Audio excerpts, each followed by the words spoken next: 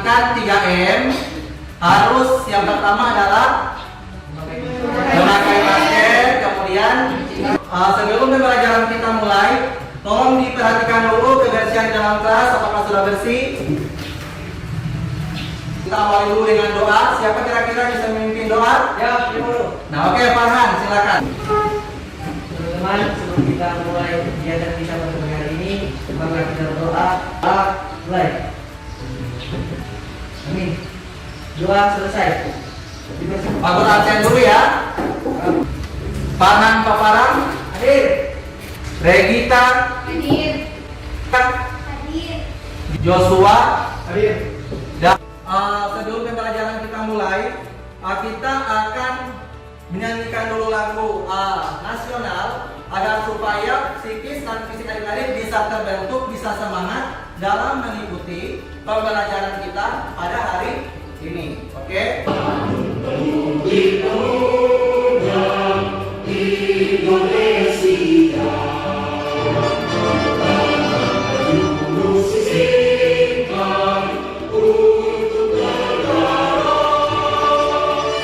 pada pertemuan sebelumnya, Pak Guru sudah mengajarkan pengertian dari perusahaan jasa, karakteristik dari perusahaan jasa, sampai dengan ruang lingkup perusahaan jasa.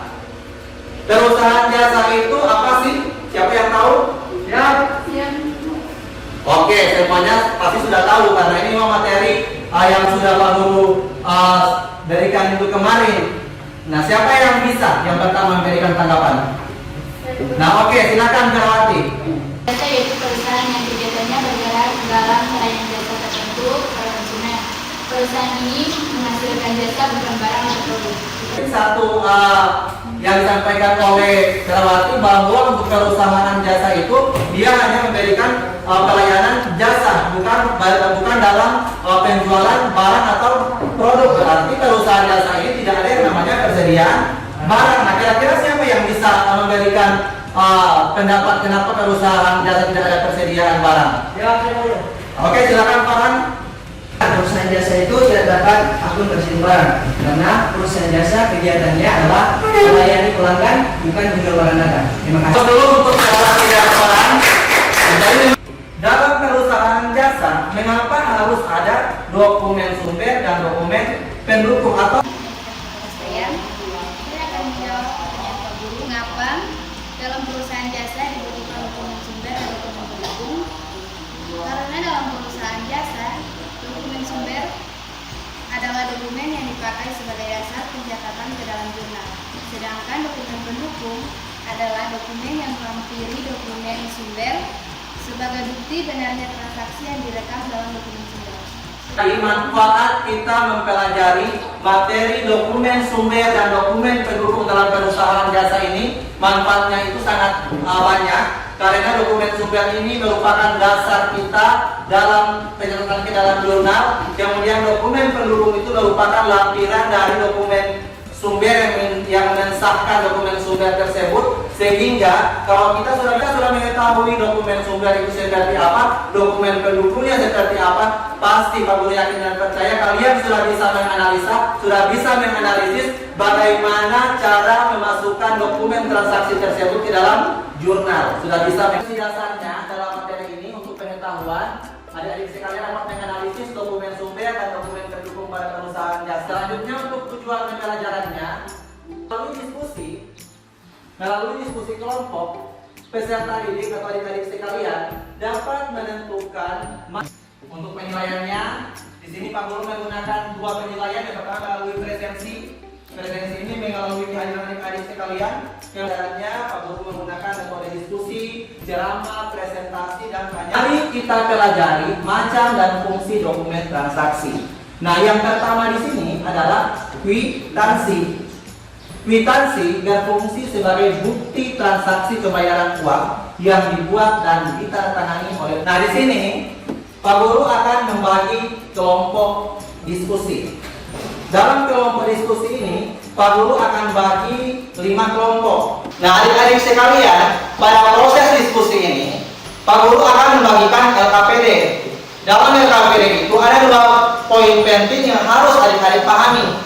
Yang pertama, dalam LKPD itu itu terdapat rangkuman materi atau inti materi. Kemudian yang keduanya ada soal yang harus adik-adik selesaikan, baik itu soal objektif maupun soal uraian. Pada proses diskusi, adik-adik akan menjadikan rangkuman materi itu sebagai bahan bacaan adik-adik untuk dapat menyelesaikan soal yang terdapat di dalam LKPD, sambil adik-adik membandingkan juga dengan rangkuman materi adik-adik yang sudah buat kemarin di rumah. Karena Pak Guru sudah sampaikan kan bahwa adik-adik merangkum juga materi yang akan Pak Guru ajarkan hari ini, karena materinya Pak Guru sudah sampaikan. Nah, sehingga dari hasil rangkuman itu adik-adik nanti akan bandingkan dengan hasil bacaan dalam rangkuman materi di LKPD.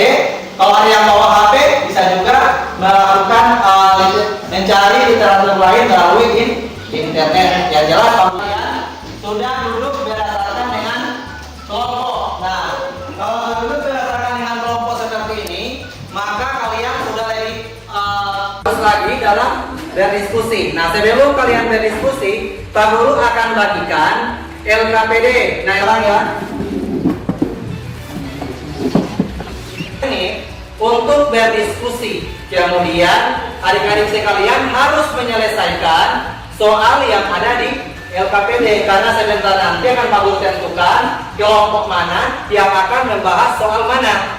Karena masing-masing ini akan dijawab dan akan ditanggapi oleh teman-teman yang lain. Dan juga diketahui dalam LKS itu lempar kerja siswa, Pak Guru sudah menyiapkan 2 LKS, tapi jawabannya itu ditulis sama. Satu LKS-nya itu dikumpulkan ke Pak Guru, satunya lagi itu akan menjadi bahan presentasi kalian sebentar nanti. Kami kita mulai 30 menit dari sekarang untuk menyelesaikan soal-soal yang ada di LKPD.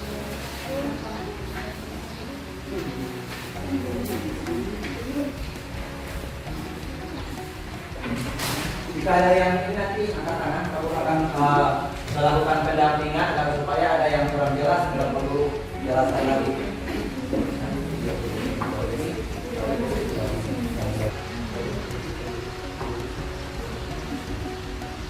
Maka masing-masing kelompok itu wajib membahas 2 soal objektif dan 1 soal uraian. Nanti itu akan dipresentasikan dan teman-teman kelompok lain mereka akan memberikan tanggapan jika ada perbedaan dalam menjawab soal yang ada. Nah, untuk itu sebelum diskusi kelompok kita mulai, Pak Guru akan kumpulkan dulu LKS lembar jawaban yang sudah kalian kerjakan tadi.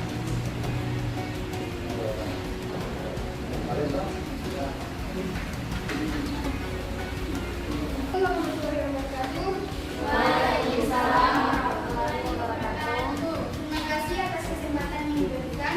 Baiklah, kami akan mempresentasikan hasil diskusi kelompok kami dalam menjawab soal LKPD.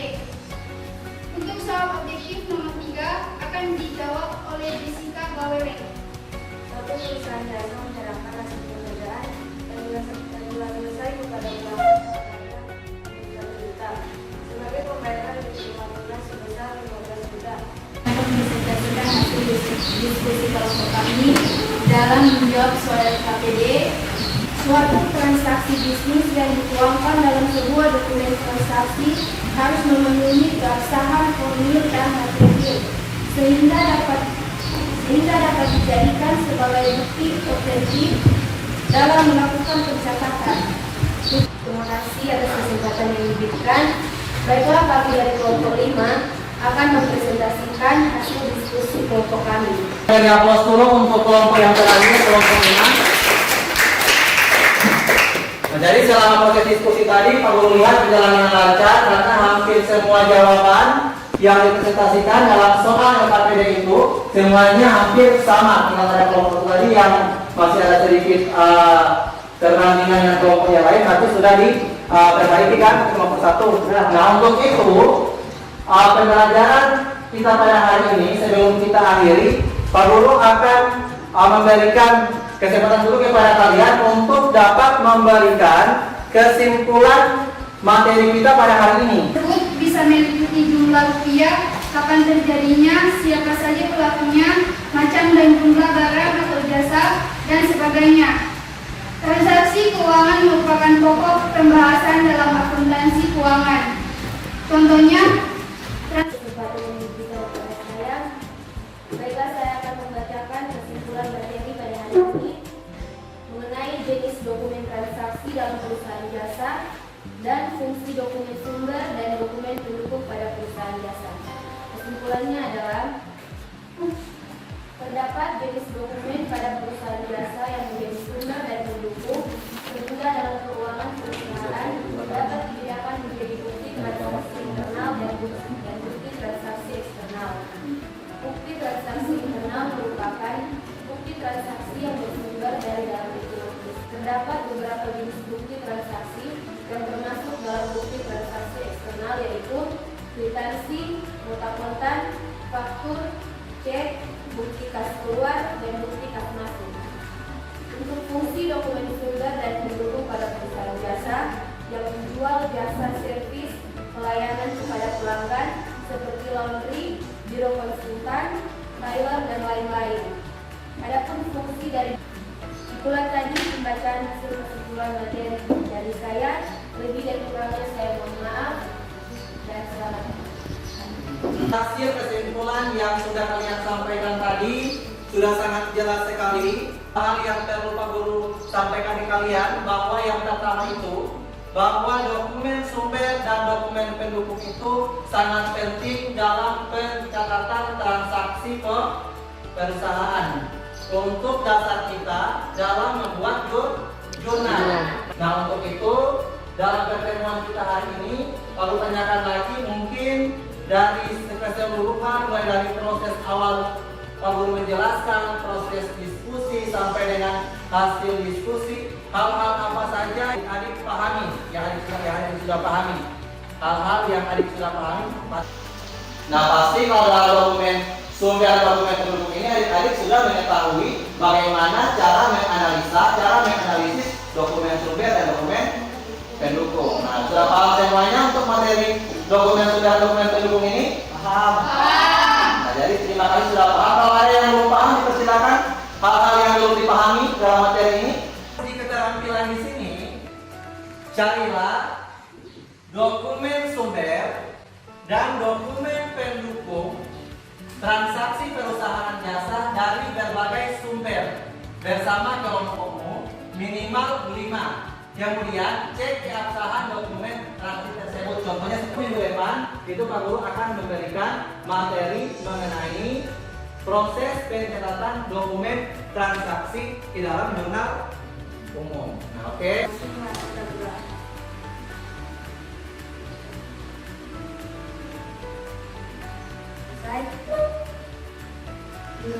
Oke, silakan dulu. Pertemuan kita hari ini cukup sampai di sini dulu. Lebih dan kurangnya Pak Guru mohon maaf. Wassalamualaikum warahmatullahi wabarakatuh. Assalamualaikum warahmatullahi wabarakatuh. Dan selamat pagi.